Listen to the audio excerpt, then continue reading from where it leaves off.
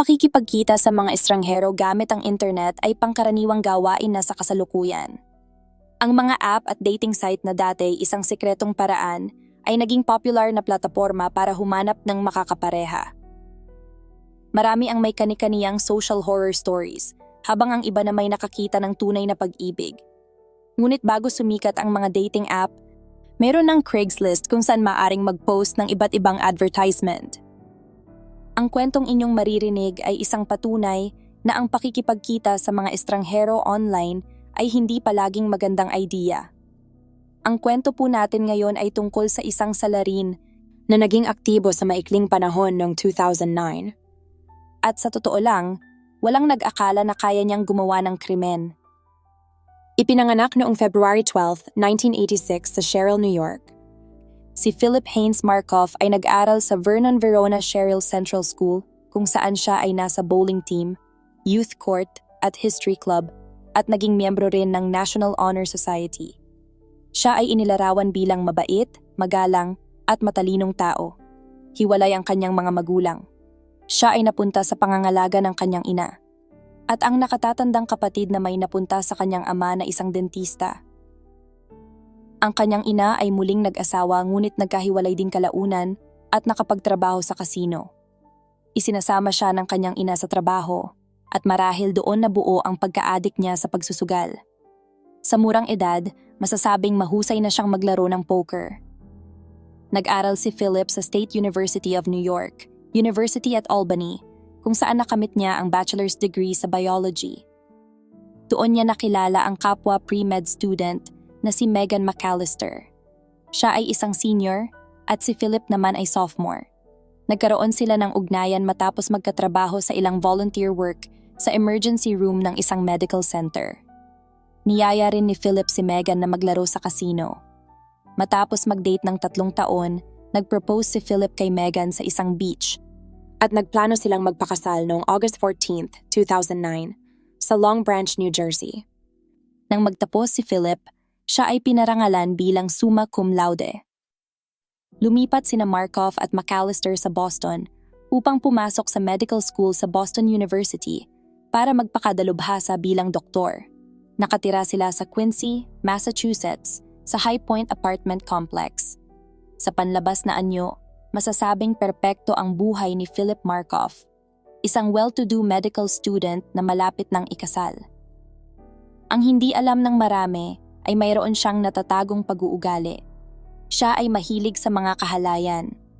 Gumawa siya ng isang online account kung saan ipinopost niya ang kanyang hubad na katawan at sa kanyang profile ay nakalagay na nag-e-enjoy siya sa babae at transgender. Noong April 14, 2009, natagpuang walang malay ang 26 na taong gulang na si Julie Sabrisman na may maraming tama ng baril sa Marriott Hotel noong gabing iyon.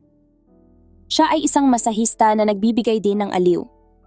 Inilipat siya sa Boston Medical Center kung saan binawian siya ng buhay dahil sa kanyang mga pinsala.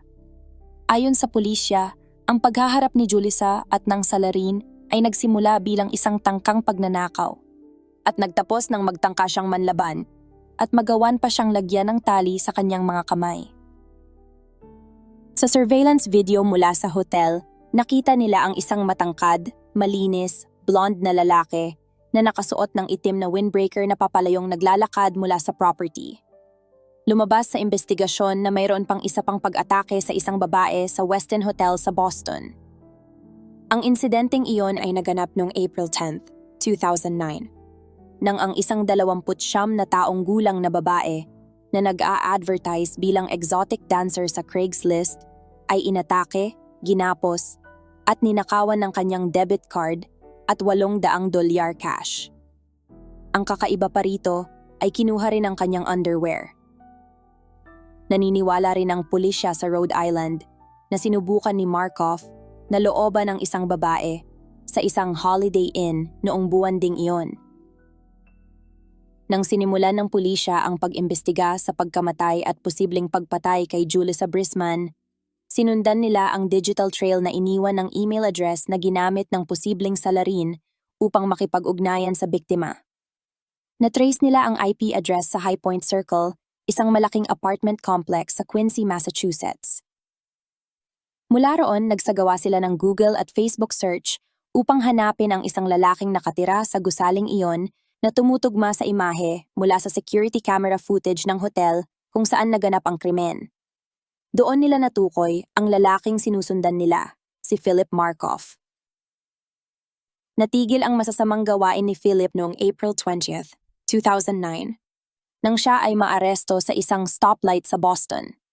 Habang nagmamaneho siya kasama ang kasintahang si Megan McAllister, sila ay papunta sa Foxwoods, isang casino sa Connecticut, at may dalang $1,600 cash.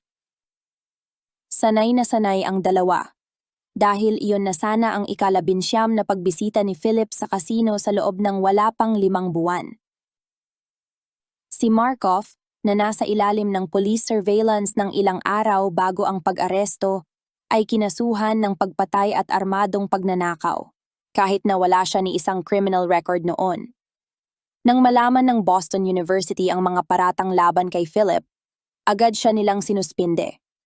Hinarap ni Markoff ang mga kaso ng pagpatay noong Abril 21, 2009, at siya ay nagpahayag ng not guilty. Matapos ang pagdinig, nakakuha ang pulisya ng search warrant para sa tahanan ni Philip. Ayon sa mga opisyal, nakakita sila ng isang semi-automatic na baril na nakatago sa loob ng inukab na medical book na Grey's Anatomy of the Human Body, duct tape, at mga restraint sa apartment ng suspect. Nadiskubre rin ang 4 na pares ng women's underwear na nakasiksik sa loob ng mga medyas, burner phones, isang computer na ginamit para tingnan ang Craigslist account ni Julissa at $4,500 cash. Mayroon ding larawan ng brown leather shoes na may mantsa ng dugo. Ang mismong sapatos na suot ni Philip noong gabing pinatay si Julissa, na natagpuan din sa kanyang bahay, ay may talsik ng dugo na nagmatch sa dugo ng biktima. Lumabas pa sa balita na sinagot ni Philip ang Craigslist ad ng isang lalaking naghahanap ng transsexual hookup at ipinadala pa niya ang ilang larawan ng sarili niya. Hindi natuloy ang pagtatagpo. At nang makita ng lalaki sa balita ang mukha ni Philip, agad niyang ipinaabot sa pulisya ang mga larawang nasa kanyang computer. Patuloy namang nanindigan ang nobya ni Markoff para sa kanya. Gumawa siya ng public announcement na nagpahayag ng kanyang walang hanggang katapatan kay Philip at sinabing, "Ang kapalaran ng aking kasintahan ay hindi dapat nakasalalay sa korte ng opinyon ng publiko, kundi sa isang hukuman ng batas." Ngunit makalipas lamang ang 2 linggo, umurong si Megan sa kanilang kasal. Nakipaghiwalay siya kay Philip noong huling bahagi ng April 2009, samantalang ang kanilang kasal ay nakaschedule sana sa darating na August 14th, 2009. Noong August 15th, 2010, natagpuan si Philip na patay sa kanyang selda, isang maliwanag na suicide. Natuklasan ang katawan niya eksaktong 1 araw matapos ang unang anibersaryo ng kanselado nilang kasal. Pinaniniwala ang nag-suffocate siya gamit ang plastic bag at sinugatan ng sarili sa pamamagitan ng pagputol ng isang ugat. Walang suicide note na nakita sa lugar. Ang pinansyal na stress ay may tuturing na pangunahing dahilan sa marahas na krimen ni Philip Markoff. Mayroon siyang higit $130,000 na student loan debt at matinding pagkahilig sa pagsusugal. Pinili niya ang mga sex worker dahil nais niya ng isang taong maaari niyang saktan at dominahin. At dahil mas maliit ang tsansang makapagsumbong sila o seryosohin agad ng mga awtoridad. Mahirap matiyak kung nagsisi si Philip bago siya namatay, lalo't pinili niyang kitilin ang sariling buhay sa loob ng selda. Ngunit malinaw na ang lalaki ay may mga seryosong mental health issues na hindi kailanman naagapan.